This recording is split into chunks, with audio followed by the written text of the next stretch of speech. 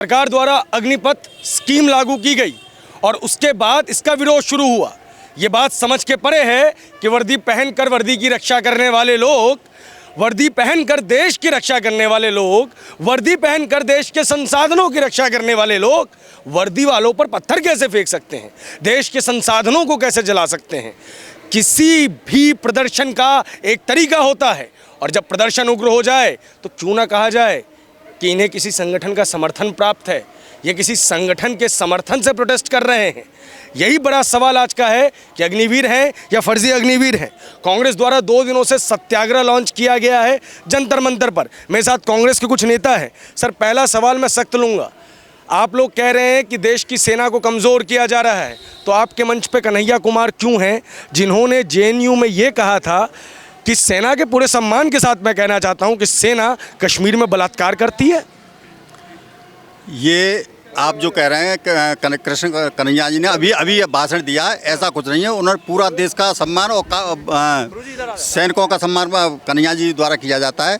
मैं ये बता देना चाहता हूँ, इस समय भाजपा सरकार द्वारा और मोदी द्वारा इस सेना का जो अपमान किया गया है, ऐसा इतिहास में कभी नहीं हुआ है। मैं आपको 1 मिनट के भीतर जो है पहले कन्हैया साहब की रिकॉर्डिंग सुना देता हूँ। Kanhaiya Kumar on army. Sir 1 minute मैं सुनाना चाहता हूँ, 1 मिनट, ठीक है। ये देखिए, मैं चाहूँगा कि मेरी ऑडियंस भी सुने।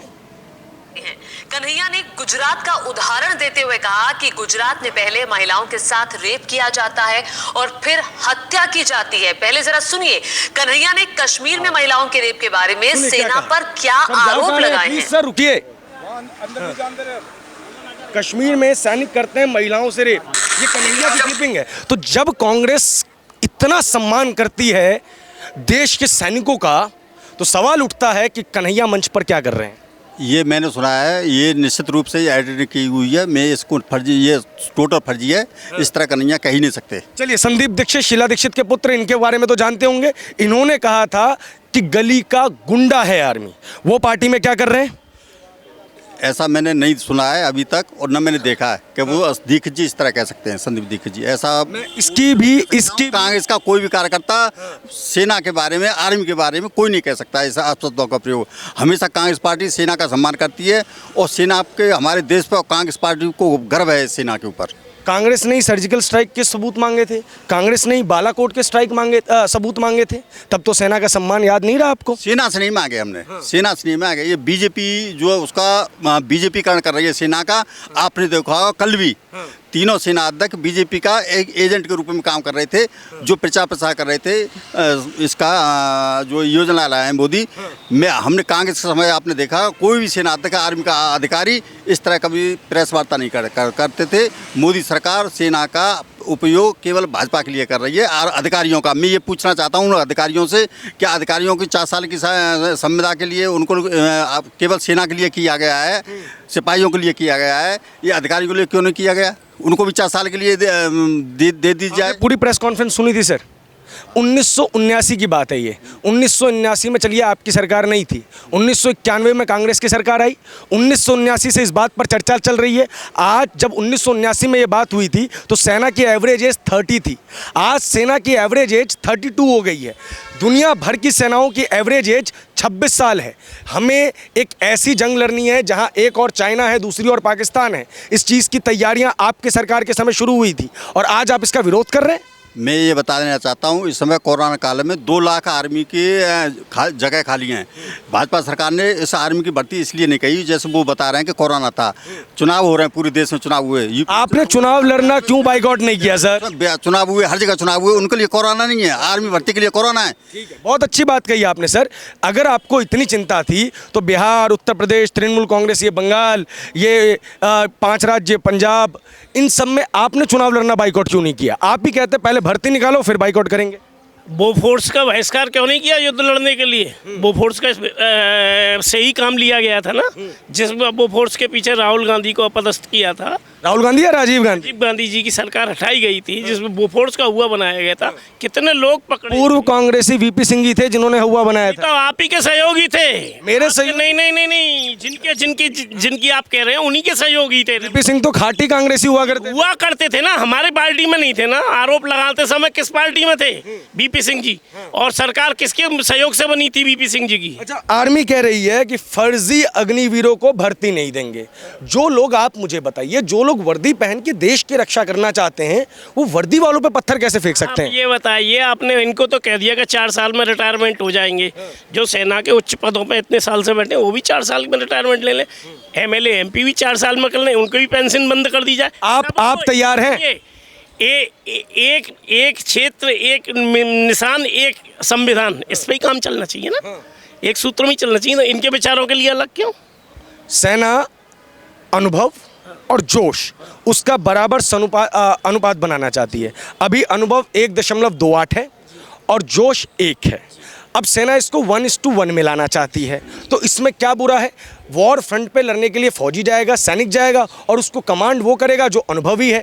आपकी ही पार्टी है, आपकी पार्टी में जो CWC का मेंबर है वो पहले ज़मीन पे छोटा कार्यकर्ता बनता है, उसके बाद ज़िले में बनता है, फिर राज्य में बनता है, फिर नेशनल में उसको कई जगह मिलती है, फिर जाके अगर किस्मत सही रही और ठीक ठाक कुल में रहा तो CWC बन जाता है।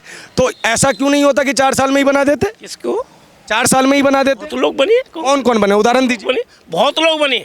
हमारे अलीगढ़ के एक विवेक बंसल जी थे, इनवाइटेड थे, CWC थे।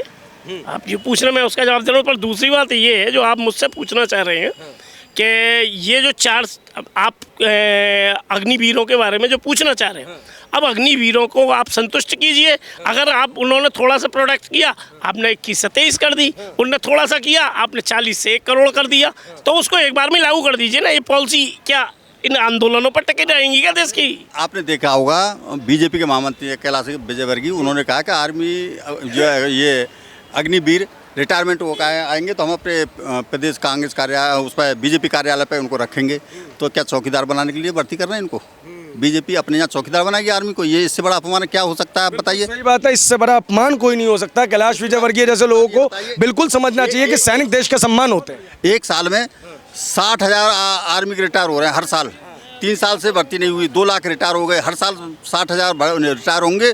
40,000 आप भर्ती कर रहे हैं, केवल 10,000 आप उसको परमानेंट। प्रेस कॉन्फ्रेंस शुरू ही नहीं सर। उस 10,000 परमानेंट करेंगे, आप बताइए। ये 50,000 का जो गैप है वो हर साल कम होगा, उसकी पूर्ति कैसे होगी, आप बताइए। देश की सेना इन्होंने कहा है कि लगातार भर्तियां बढ़ती रहेंगी, लगातार भर्तियां बढ़ती रहेंगी और भर्तियां जल्दी जल्दी होंगी। नहीं तो अगर सेना ने कहा है तो सरकार सेना से ही कराइए ना। सरकार उसमें पार्टिसिपेट क्यों करती है? कहाँ सरकार पार्टिसिपेट करती है? कल जो प्रेस कॉन्फ्रेंस हुई है उसके अंदर कौन थे? कल की प्रेस, उससे पहले ये बवाल काहे को उठ गया? किसने ये घोषणा की? इसी चीज के ऊपर बात करते हैं। ऐसा SFI, आपकी NSUI, इनके कई लोग ऐसे हैं जो पकड़े गए हैं जिनकी उम्र 25 साल पार हो गई है। उपद्रव करने वाले कुछ लोग सेना के जवान ही नहीं है या जवान की तैयारी ही नहीं करना चाहते। तो ऐसा तो नहीं, आप मुझे नहीं करते, उसकी सपोर्ट नहीं करते। अगर वो सेना के नहीं है और सेना का काम नहीं कर रहे हैं तो नहीं करना चाहिए सेना के प्रोडक्ट को। हाँ सर, आज हम भी सेना में नहीं है और सेना का अगर कोई के संग कोई गलत हो रहा है तो उसका हम सहयोग करेंगे। सेना के साथ क्या गलत हो रहा है ये बताइए। अब जो पॉलिसी वो लेके आए हैं, ये तो आप उनसे पूछिए ना, आपको क्या दिक्कत है? उनकी पॉलिसी उन्होंने रख दी। नहीं उनने, आप क्या कह रहे हैं? आप बार बार चेंज गवर्नमेंट कर रही है, बार बार गवर्नमेंट चेंज कर रही है। तीनों सेना के आज हमारे प्रमुखों को ये बात, उनको विश्वास में लेना पड़ रहा है कि हम ये नहीं ये करेंगे, ये नहीं ये करेंगे। ये क्या चेंज किया? सिर्फ एक चीज चेंज की ना कि नहीं कैसे नहीं, 21 से 23, 40 करोड़, 40 लाख से 1 करोड़, ये सब चेंजिंग ही तो है। धीरे धीरे डिक्लेयर किया। धीरे धीरे डिक्लेयर किया। ऐसा है ना, इनको ये हुआ था कि इसको करेंगे, इन्होंने पहले ही दिन से बवाल मचाना शुरू कर दिया। ऐसा होता है कि जब हम शादी विवाह करते हैं तो पहले हम क्या करते हैं कि पहले सगाई करते हैं। कोई डेट डिक्लेयर हम नहीं करते हैं कि सगाई की ये डेट होगी, शादी की ये डेट होगी, इसकी ये डेट होगी। अब धीरे धीरे वो सब पहले से चला आ रहा था और उसको गहने स्टडी करने के बाद ये सब कुछ हुआ है। इसमें कुछ कमियां होंगी, समय समय पर बदलती रहेंगी, लेकिन इसका मतलब ये नहीं है इनको एक भी काम अच्छा ही नहीं लगता। इनकी समस्या ये है कि इनको कुछ अच्छा ही नहीं लगता। अच्छा इसलिए नहीं लगता है कि पहले कोई कुछ कहता नहीं था, आज पूछने वाला, इसलिए समस्या है, और कोई समस्या नहीं है। ये बताइए, ये किसान जो बिल लाए थे वो भी धीरे लाए थे और फिर धीरे धीरे वापस किया। ऐसे ही ये धीरे धीरे आया और धीरे धीरे ये तुरंत वापस होगा। ये 100% वापस होगा। कांग्रेस पार्टी जब तक समझौता नहीं करेगी, जब तक ऐसे बीजेपी के एजेंट जगह जगह दुष्प्रचार करेंगे, जब कोई कानून जब वापस हुआ था 2000 का रेट किसान को मिल रहा था, अब 2300 का मिल रहा, तो किसान को तो फायदा हुआ। अब किसान तो कहीं आंदोलन नहीं कर रहा जब किसान। लेकिन सुप्रीम कोर्ट ने एक कमेटी बनाई थी। उस कमेटी ने एक रिपोर्ट दी, शायद आपने पढ़ी हो, कि उस कमेटी में ये कहा गया था कि 75% से ज़्यादा किसान संगठन कृषि बिल का समर्थन करते हैं। आंदोलन की वजह से कृषि बिल तो वापस हुआ, लेकिन सुप्रीम कोर्ट की कमेटी क्या कह रही है? जो कमेटी बनाई थी केंद्र सरकार ने, सुप्रीम कोर्ट ने सुप्रीम कोर्ट ने तो उसको कमेटी बनाने के लिए अधिकृत किया गया था। केंद्र सरकार कमेटी बनाए, केंद्र सरकार ने कमेटी बनाई थी।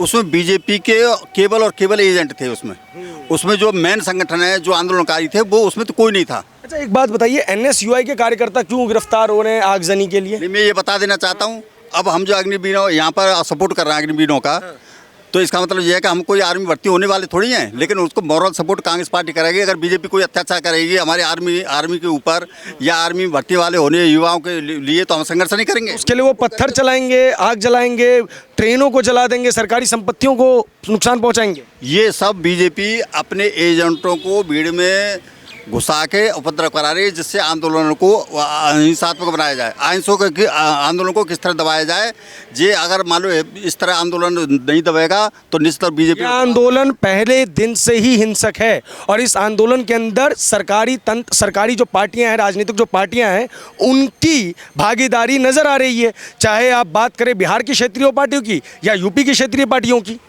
और सरकार अपनी छवि खराब करने के लिए खुद पहले दिन से आंदोलन को हिंसक बना देगी। मैं ये चाहता हूँ, मैं आपको ये बताना चाह रहा हूँ, मैं ये बताना चाह रहा हूँ कि ये जो आंदोलन चल रहा है, इस समय पे युवा छात्र केवल शांतिपूर्ण आंदोलन कर रहे हैं, ये उपद्रव कर रहे हैं, ये जो पुलिस उकसा रही है, उनको नाजायज बंद कर रही है। मैं मथुरा का रहने वाला हूँ। मथुरा में कम से कम 300 छात्रों को जेल में भेज दिया। 307 में एक छात्र पर 3 FIR और घरों से लिया जा रहा है। जो आंदोलन में शामिल थे उनको घरों से केवल ये मालूम पड़ जाएगा ये इंटर पास है, हाई स्कूल पास है, उनको घर से उठाया जा रहा है। इतना अत्याचार हो रहा है छात्रों पर। अभी ये मैं तो ये कहता हूँ, अंग्रेजों की ये याद है वो ताज़ा कर दी है मोदी सरकार ने। इस चीज़ की है अंग्रेजों के अत्याचार की, अंग्रेजों को जो अत्याचार करती थी हमारे देश की जनता पे, उसको बीजेपी ने इसको ताज़ा कर दिया है। आप इस बात को मानते हैं या नहीं मानते कि देश में हर चीज़ के ऊपर राजनीति होनी चाहिए, सेना के ऊपर राजनीति नहीं होनी चाहिए? यही तो मैं चाहता हूँ कि ये इसको मोदी ने पूरे सभी विभागों को, सभी संस्थाओं को ठेका पर दे दिया। लेकिन आर्मी को छोड़ते, देश से खिलवाड़ तो नहीं करते, लेकिन मोदी ने इसको भी ठेका पर देने का जो प्रयास किया जा रहा है अदानी अंबानी को। आगे आने वाले भविष्य में देख लेना कि जो आर्मी का जो भर्ती होगी वो अंबानी कांग्रेस को चंदा नहीं देते हैं क्या, या अडानी कांग्रेस को चंदा नहीं देते हैं?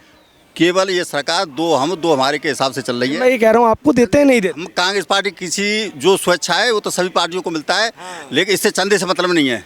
किसी को कम मिलता है, किसी को ज़्यादा मिलता है। सरकार आपकी होती तो आपको ज़्यादा मिलता? नहीं, ऐसा नहीं है। हम कांग्रेस पार्टी कभी, आपने देखा होगा 6,000 करोड़ रुपए कब बीजेपी कार्यालय में लगाए। आप कार्यालय देख लिया, नेशनल हेराल्ड क्रेज अभी चल ही रहा है। 70 साल शासन किया, उस कार्यालय को देखिए कांग्रेस के और बीजेपी के कार्यालय को देख लीजिए आप। ये कहाँ से आया पैसा? 10 करोड़ के जब सूट पहन रहे हैं, 10 हज़ार के जहाज़ों में घूम रहे हैं, आप बताइए। तो राजीव गांधी ने भी तो सेना का जो एक शिप था उसको वेकेशन बनाने के लिए इस्तेमाल किया था। सत्ता का दुरुपयोग तो आप ही लोगों ने शुरू किया था या नहीं था, ये काल्पनिक बात है। कोई नहीं, कुछ नहीं किया है। अगर किया होता तो आज भी होता, ऐसा नहीं है। हमने ये आपको कांग्रेस और इसकी बात मत करिए। कारण क्या है, तो कांग्रेस ने, हमने बलिदान पार्टी रही है। कांग्रेस ने इंदिरा गांधी 60 साल आपने को 60 साल आपने देश की आज़ादी के लिए संघर्ष किया।